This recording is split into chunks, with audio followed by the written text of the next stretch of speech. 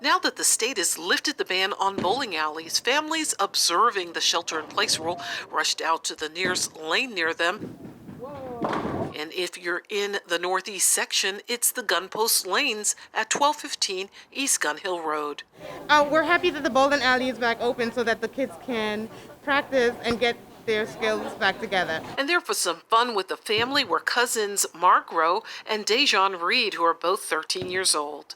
Like I had to work on making it go straight, or make it go straight in the middle to get strikes and stuff.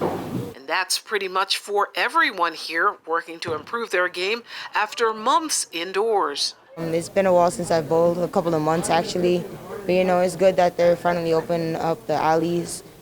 Because since quarantine, there hasn't been much for us to really do. And those days are over as Mark celebrates the latest reopening in the city that's slowly coming back to life after a surge in the number of positive coronavirus cases in March, forcing the shutdown of schools, businesses, museums, and other places where large groups gather. Today, with some 7 million tests administered statewide and the infection rate now below 1%, for over a week, City Council member Andy King, who scored a strike here, was joined by his staff, including Brian Melford, to welcome the community back to the beloved fixture. This bowling alley has been in this neighborhood for over 40 years. As a kid, I bowled. My dad bowled here.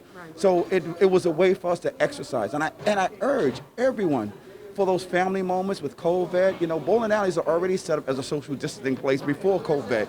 But it still allows us to come up and have fun. Reaching out to groups during the pandemic through his weekly virtual town hall called King Talk, or in person, Gunpost was no different. One of the industries that brings families together, keep communities in a safe place, are our bowling alleys.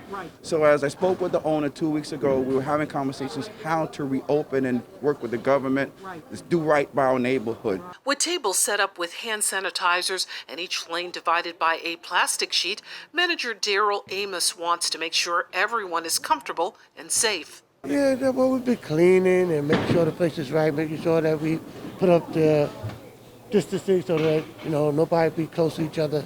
For BronxNet, this is Arlene Mukoko.